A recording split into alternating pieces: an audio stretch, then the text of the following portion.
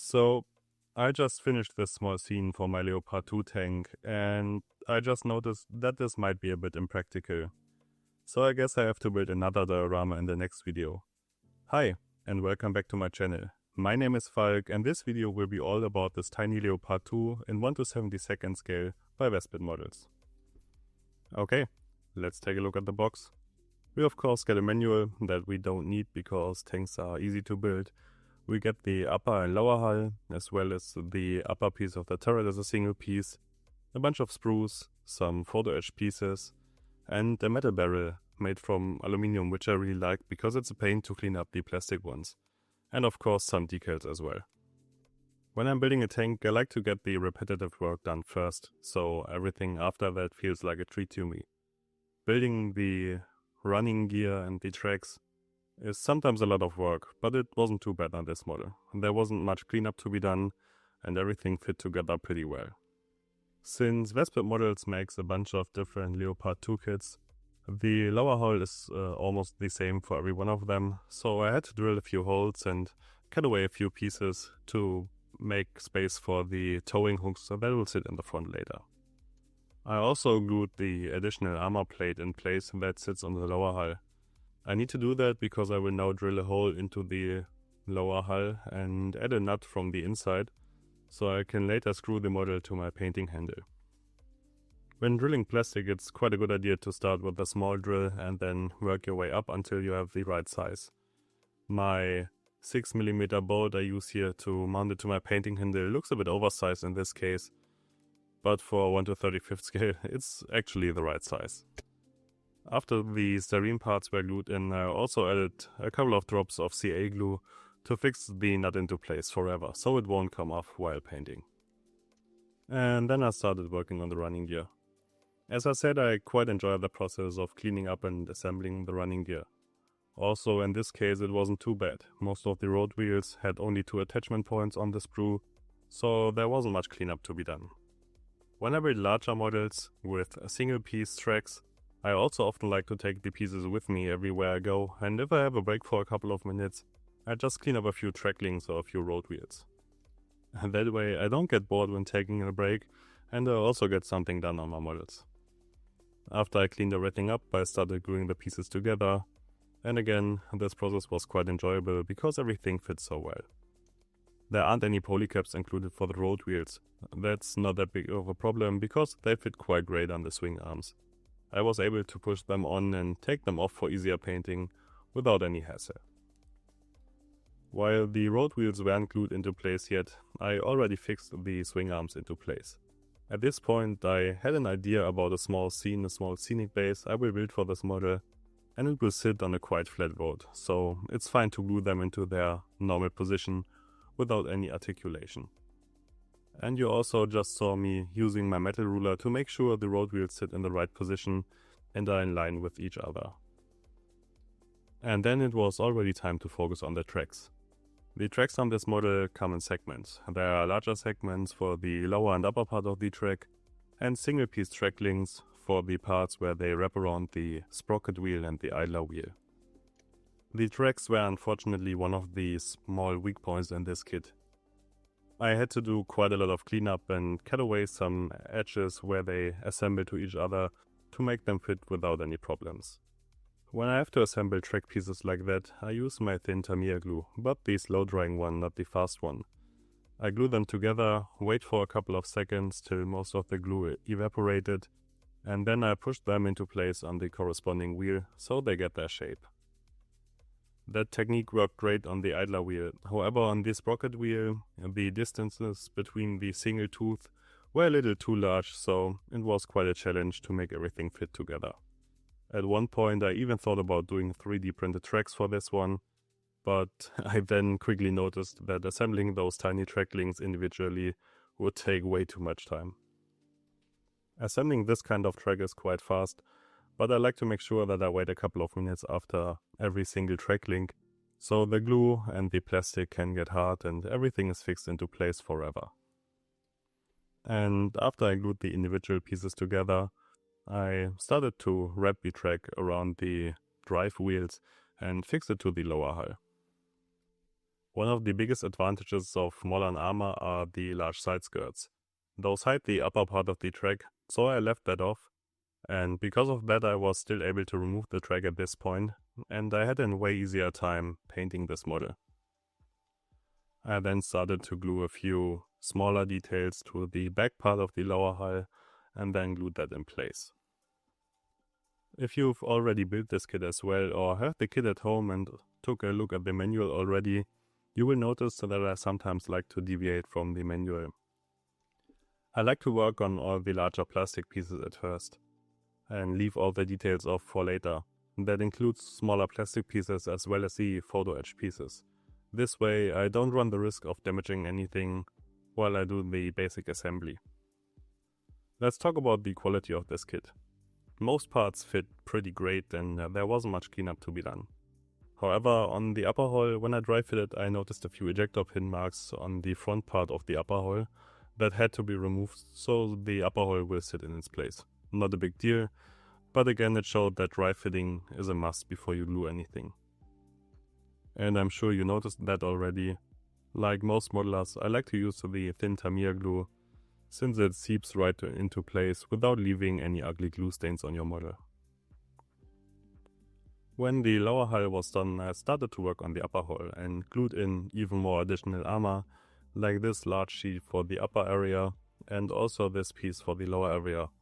Unfortunately, I left a small glue fingerprint on the underside of the tank. Not that big of a deal, it won't be visible in the end, and I also was able to remove it mostly with a bit of sanding and the help of my fiberglass pencil. And then it was time for the large side skirts I already talked about. I glued those into place, but I didn't add any glue to the last attachment point in the back, so I was able to bend the side skirt a little at that point to stick the sprocket wheel into place after painting. And again, I was really happy about the quality of this kit. When I stuck those small cages into place that protect the front lights and all the camera assemblies at the front of the tank, I didn't have to do much cleanup on the round plastic parts. I normally like to replace those made from copper wire, but in this case that wasn't really necessary. What also really surprised me is the amount of detail on this kit. As I said, normally I build 1/35 scale, and I have seen a lot of 1/35 scale models that have way less detail than this Vespid 1/72 scale kit, so I was quite happy with that. After most of the plastic details were glued into place, it was time to add some bling bling to this model, and I started working on the photo etch pieces. I cut them out using my hobby knife and a piece of glass. If you cut them on your hobby mat, there's quite a high risk of bending them, so a hard surface like a piece of glass is my preferred method. Since the photo etch pieces that had to be bent were quite small, I only used pliers to bend them into shape, and it wasn't necessary to use my photo etch bending tool by RP Tools. The grills for the large fans in the back were made from two parts, a lower part and the upper actually grill part, and I glued them into place while they were still on the sprue, so there wasn't any risk of bending the small and fragile pieces while cutting them off. And of course I used my black CA glue for that, and then cleaned the excess off using my VMS Superglue debonder. That works especially great on photo etch pieces. On plastic parts, however, I get sometimes a little gooey residue that has to be cleaned up with water or a fiberglass pencil. And of course I also used my black superglue to glue the photo etch pieces to the tank itself. I used my slow drying superglue for that, so I had some time to make adjustments to the pieces. Then it was time for the towing cables. Vespid Models even includes a bit of steel cable for the towing cables, but they were quite stiff. I tried to make them softer using a lighter, but that didn't work, so I used copper cables that I had in my stash. Those copper cables were a lot more flexible and easier to work with. But if you don't have those, the steel ones will work as well. I also used my black superglue to glue the towing cables in place forever. I like to attach as many details as possible to the tank before I start painting, so I don't have to work in too many sub-assemblies. Another advantage of most tank models is that you can build them and glue everything together and then start painting after all that's done. not like in my last video with the FW190, where I had to do a lot of painting before I even was finished with the final assembly. Don't get me wrong, that was also a lot of fun, but for me it's a lot easier to glue everything together and then start the painting process. There's also another small advantage: if you already glue those details to the model, there's no need to paint the underside. Since this was meant as a quick and easy build between larger projects, I didn't want to do too much scratch building. But what I did was I designed and 3D printed those guardrails for the indicator lights on the front. Those are included in the kit as well, but as photo etched pieces. Photo etched pieces are flat and those parts in reality are round, so I replaced those. And at this point I also started to include the mirrors, which in hindsight I should have left off at this stage, since I broke them off a couple of times. As you can see, I decided to glue the mirrors in the folded out position, since I wanted to make sort of a street legal Leopard 2 tank. And with that, the assembly of the hull was done and I was finally able to start working on the turret. I started out with gluing the parts for the fume extractor to the metal barrel. I only glued the plastic pieces together. This way, they still were able to rotate around the metal barrel, and I was able to rotate them later in the right position when the barrel was fixed to the tank itself. And then I started working on the gun position. In theory, you should be able to move the gun up and down on the finished model, but I had to glue it into place in the neutral position. Since I used the metal barrel, I had quite a lot of weight in the front, and the barrel started to point down every time. So I just fixed this with a drop of Tamiya glue. But to be honest, I didn't care too much about that, since I don't like to play, if you want to say so, with my models later, and I already was sure that I want to have the gun in the neutral position. And I can't say it enough how much I like the fit of most of the parts. The upper and lower part of the turret also had a great fit, and it was really enjoyable to build this model. And after the basic assembly was done, I then went on and glued again a bunch of additional armor to the turret. It's quite cool to see how much the Leopard turret was at the beginning and how much additional armor was added to it, and how much that additional armor increased the volume and the overall size of the turret. And while you watch me gluing on more of those cool looking additional armor plates, let me take a couple of seconds to talk about my Patreon account. Over on Patreon you get a lot more content. High quality pictures of my work, regular updates on my projects, and all the 3D details I design and print for my models, so you can print them for your own use. Also, Patreon is a great way for us to get in contact with each other. If you have any questions about modeling, you can send me a DM or an email over there, and I will answer them as fast as possible. So, after you're done watching this video, please take a look at my Patreon account and check out the high quality photos of the Leopard 2 I posted over there. And of course, I would also like to thank you about all the support here on YouTube. It amazes me every time how many of you guys already subscribe to my channel and how many likes and comments I receive on my videos. I really enjoy making those videos, and your likes and comments make this experience even more enjoyable. So, thank you about that, and now let's continue with the build of this model. Of course, there were also a lot of small plastic details that I had to glue to the turret, and like I did on the lower hull, I kept off the photo etched pieces until the very end, so I don't break them off again. The hatches on the turret can be built in the open or the closed position, and I decided to leave them open since I already 3D printed a bunch of crew figures for this tank. The driver's hatch can't be built in the open position. Well, you can build it in the open position, but there's no opening in the plastic piece of the upper hull. So you have to cut this yourself if you decided that you want also the driver's hatch to be open. The hatch for the loader position was glued into place using super glue. This way I have it attached for the final pictures, but I was also able to remove it for easier painting later. The commander's hatch, however, can be put into place without any glue, so it's quite easy to remove it when I start the painting process. I've also read a bunch of reviews on this kit, and it seems like there are a few issues. If you want to build a realistic looking Leopard 2 A7V, you have to modify a few details. But as I already said, I wasn't too concerned about that on this model. I just wanted to build something modern and a cool looking vehicle, so I didn't care about small ammunition bags in the right place and stuff like that. So this model more or less replicates the prototype of the Leopard 2A7V. Now that we got that out of the way, it's time for more photo etch pieces. There are a bunch of storage baskets in the back of the turret that are made from plastic and photo etch pieces. I used a lighter to anneal the photo etch piece to make it easier to bend. I then glued in one end on the plastic piece and I was able to bend the photo etch piece right into shape. And of course I used my black CA glue for that, since it's easy to clean off. For the other storage basket, Vespid Models even included the template so you can bend the grid into the right shape.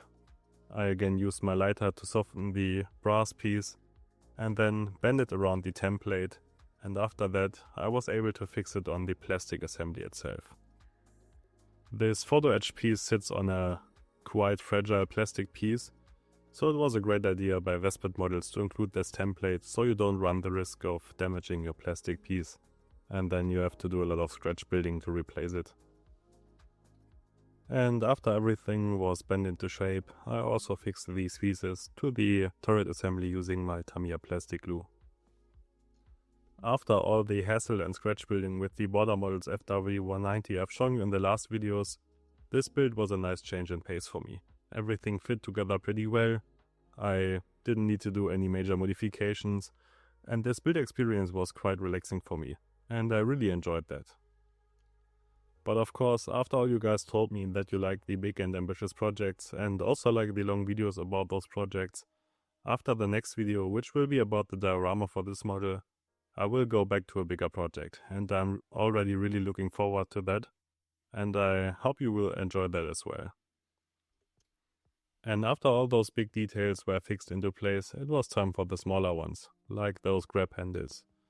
But since the photo etch grab handles are quite small, I decided to recreate my own from copper wire. And I used my RB Tools grab handle bending tool for that. This tool is great if you need to recreate a bunch of equally sized grab handles, but of course this can also be done with a pair of pliers. I also had to remove those plastic tabs on the model. Normally you would glue the photo etch grab handles to those, but I didn't need those, so I cut them off and then drilled a couple of holes so I could add my copper wire grab handles using a bit of super glue. And of course, gluing the grab handles into place was again a job for my black CA glue and my super glue debonder. The rest of the photo etch pieces were fine, so I bent them into shape and also glued them to the model, like this cover for this periscope on the turret. And the machine gun got fixed into place using super glue as well, so I was able to break the model off at a later stage for easier painting, but I wanted to have it in its place so I can see how it looks. And yes, I know I said I want to keep the scratch building at a minimum, but there was another detail I desperately wanted to add to my tank. When I look for reference pictures, I noticed that the Leopard often has a muzzle cover on when traveling on the road, and I wanted to recreate that. So I mixed up a bunch of green stuff epoxy putty, rolled that into a very thin pancake, and then cut a piece of that off. I then was able to wrap that around the muzzle brake of the Leopard turret. After the green stuff was fixed to the muzzle brake, I tried to replicate the folds and crevices I've seen in reference pictures. And after I was happy with the result, I took my hobby knife to cut the excess in the back off. In reality, those covers are fixed into place using two ratchet straps, and I used a thin piece of wire and wrapped it around the putty to recreate the indentations for that. I then used my silicone brush and a bit of water to smooth out all the fingerprints I left behind. And with that, the basic assembly of this model is finally done. And here you can also take a look at the two Fu figures I 3D printed for this tank. I bought the STL files online and I already painted them, but the painting process of those figures will be included in the next video, as well as some more information about those figures. But one information I can already spoil you with is that painting Flecktarn in 1:72 scale is quite a challenge. And after I took a couple of pictures of the finished assembly, I disassembled everything again and washed it with warm water and soap and left it to dry overnight before I started the priming process with my preferred primer of choice, Mr. Hobby Mr. Surfacer 1500 in black. And of course I used Mr. Leveling Thinner to thin my primer down in quite a high ratio, so I can lay down a very smooth and even coverage in a couple of thin layers.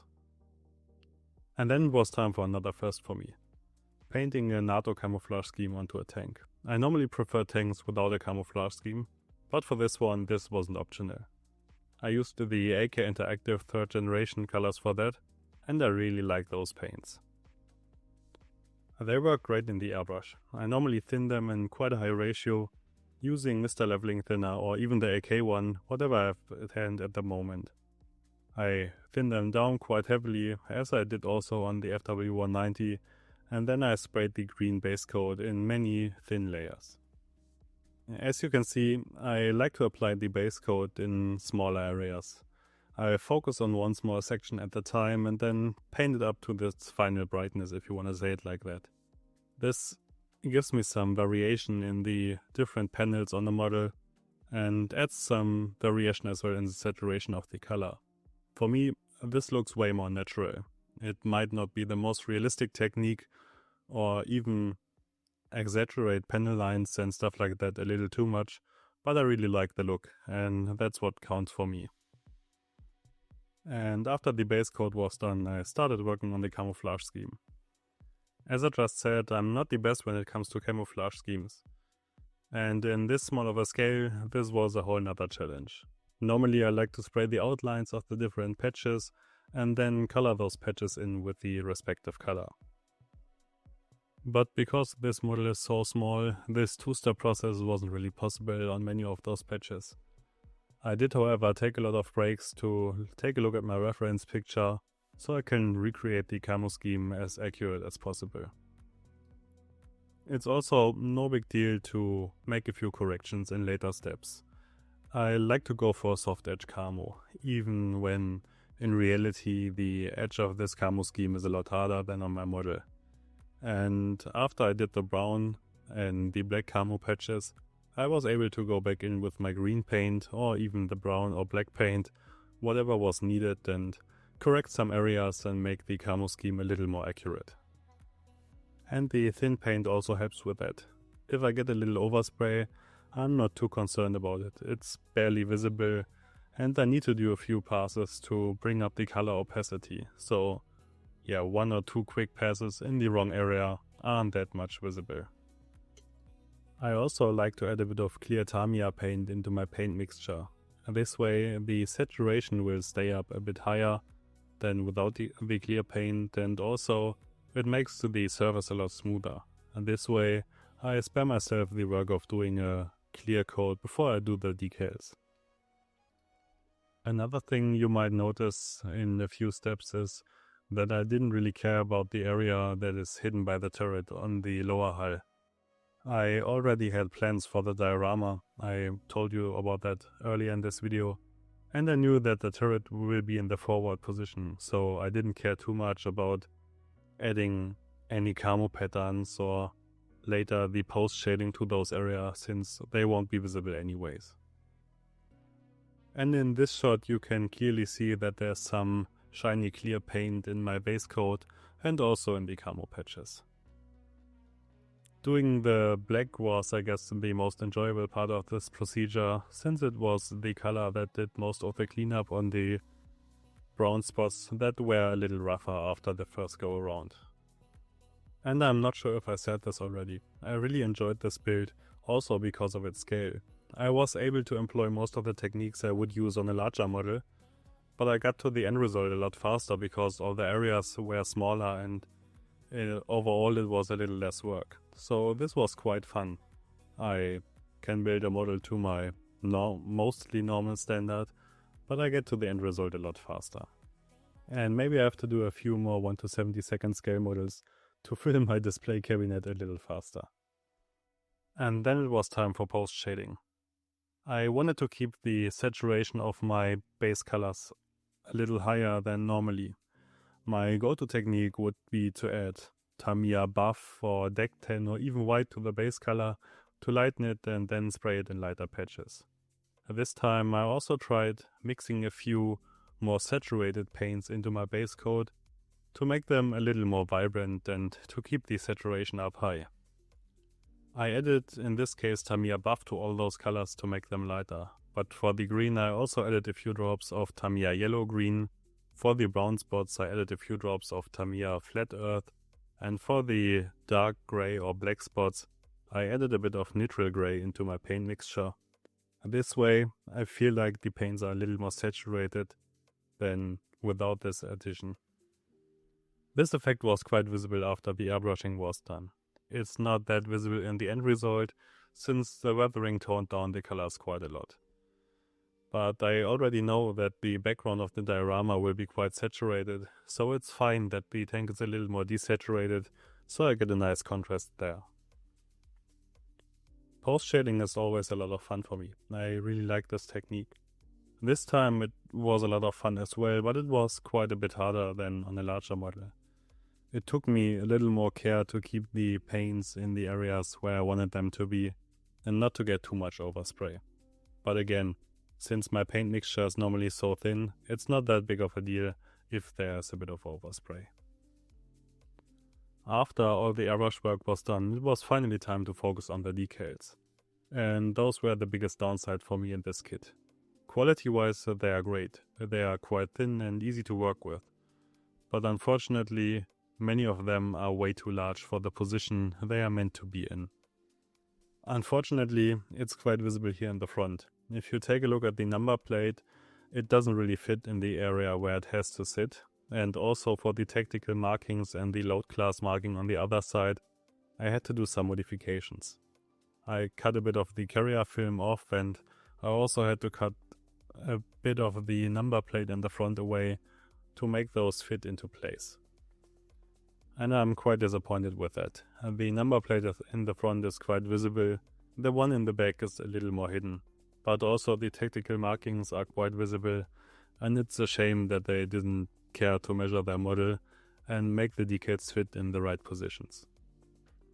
After the decals were in place, I used my VMS decal softener to make them sit tight on the surface. This wouldn't have been really necessary normally, but since a few of them are a bit too large and then sit over different surface details, I had to use the decal softening solution so they conform nicely to the surface. And in the back you just saw me spraying a couple of light coats of AK Interactive Ultra Matte Varnish to seal in the decals and prepare the surface for the enamel work. When I started working on the pin wash, I wasn't really sure which paint I want to use for that, and I did a couple of tests on the underside of this model. I then went for my black AK Interactive panel line wash. I also liked the brown one.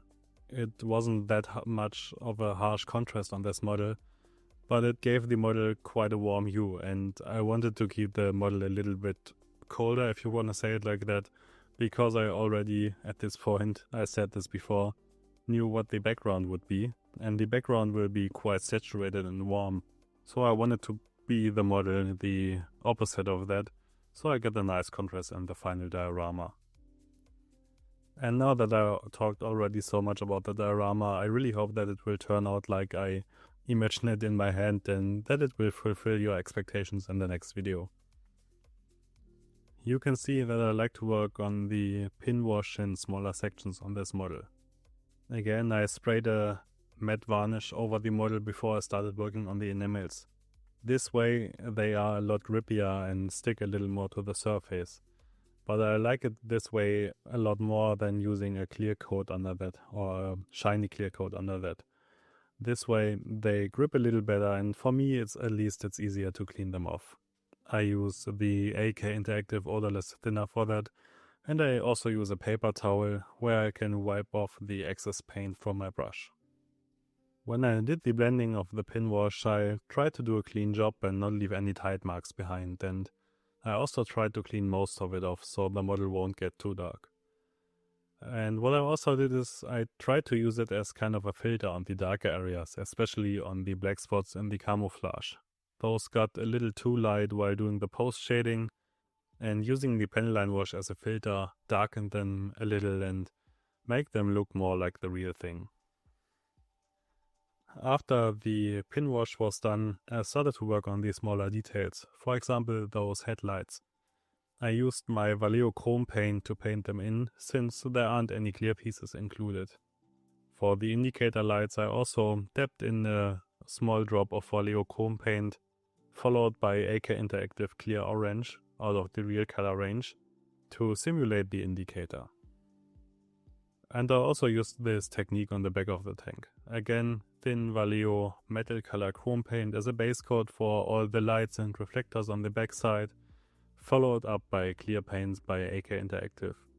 I again used the clear orange for the indicator part of the backlights, and then I used the clear red one for all the reflectors and the brake lights, and all that stuff that has to be on a tank to make it street legal.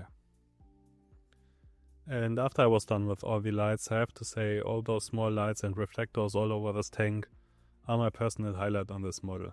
I really enjoyed painting those. It's quite an unusual topic for an armor model, but I think it looks quite cool in the end result.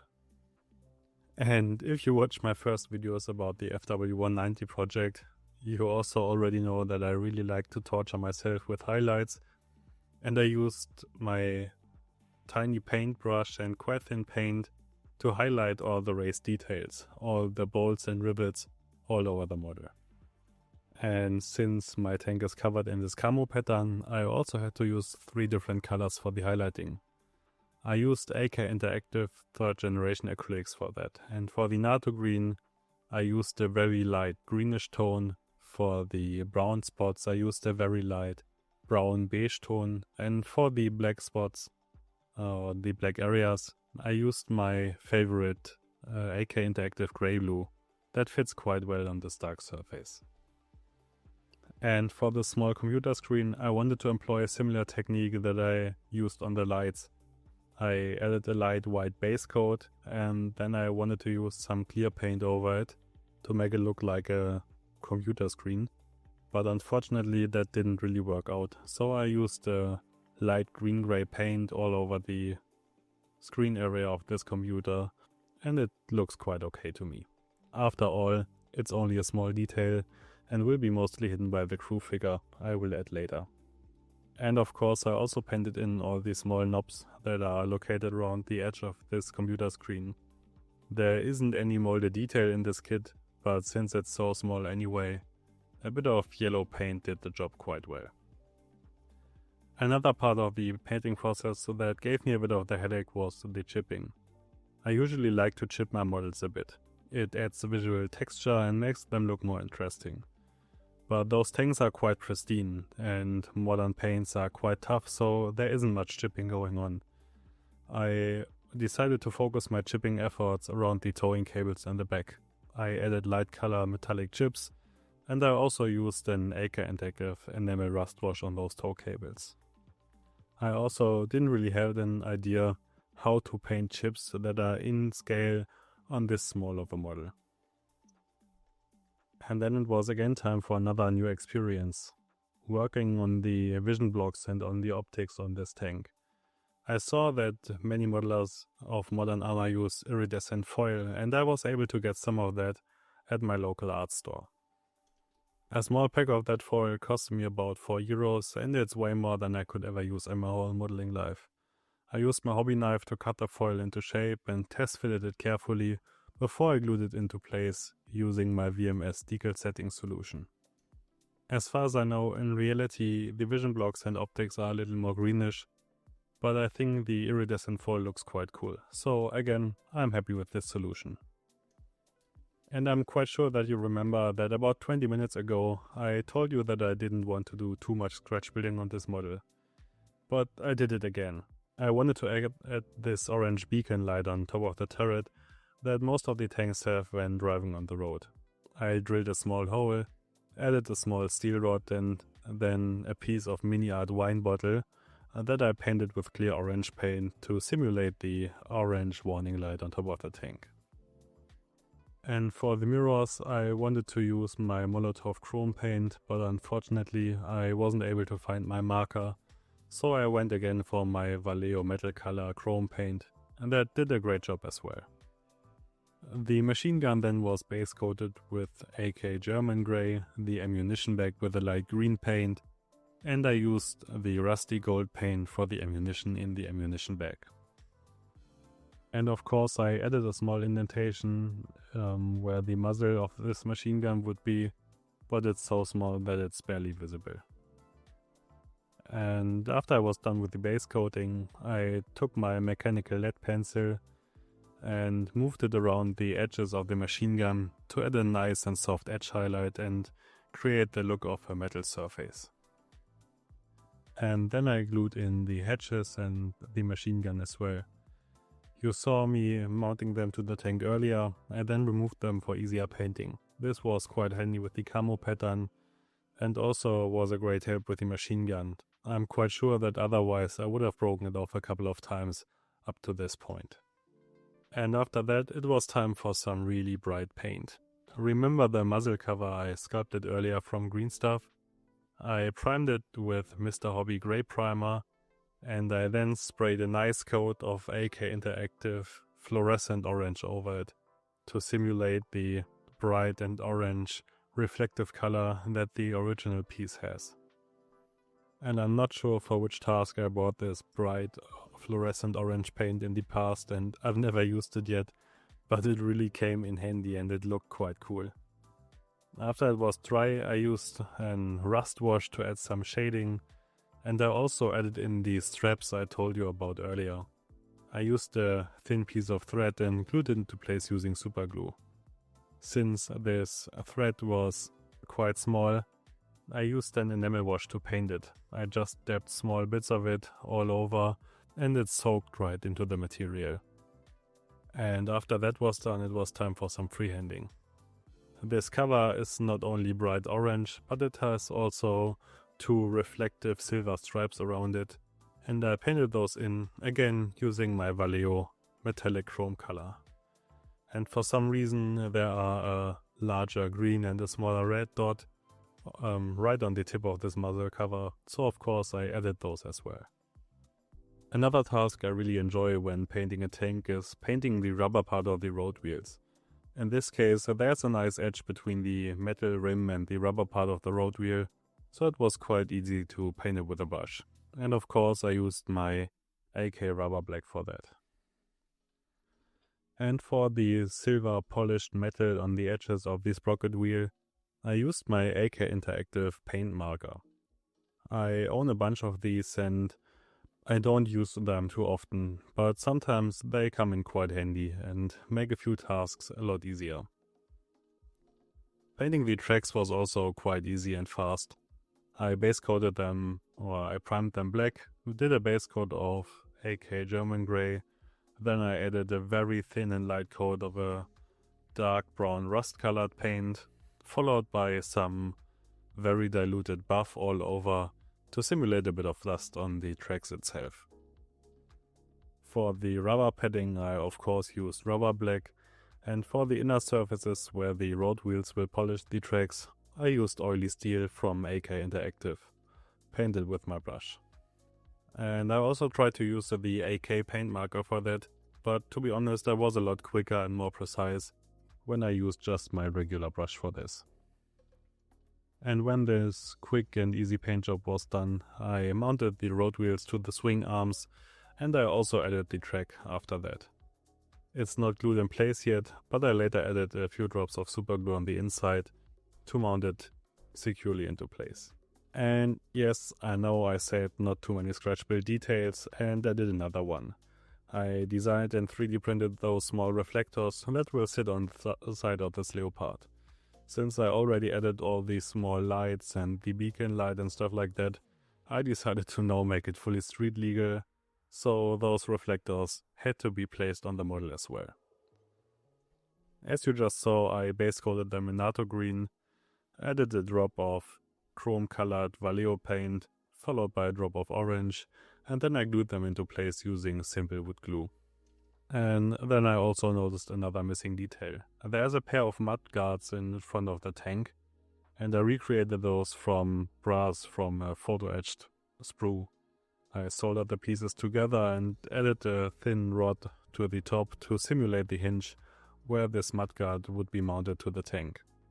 I also modeled and 3D printed that hinge, but since my decals weren't in the right position because they were a little too large, I had to use this tiny piece of brass rod as a hinge, and I wasn't able to use my 3D printed part. Of course, I also painted the mudguards the right rubber color and then added those red and white warning stripe decals over that. And then it was time for the weathering. I started out with a small dust layer straight through my airbrush with an enamel dust paint. On larger models I normally would add a layer of texture paint before I start with this dust layer, but since it's so small, I thought that maybe the texture paint would be a little bit overwhelming for this model. But after I did the first dust layer I noticed that it's missing some texture, so I mixed up some AK Interactive texture paste with a bit of their weathering plaster and made quite a fine mixture. It's not that coarse, and I stippled it onto the lower surfaces of the hull and a bit on the side skirts. And of course after that I then had to reapply my first dust layer, so it goes over the texture paint as well. And in hindsight I can say that it was the right decision to add this texture paint. It adds a little more visual interest, it also adds another color into the mixture, and it makes everything a little more interesting.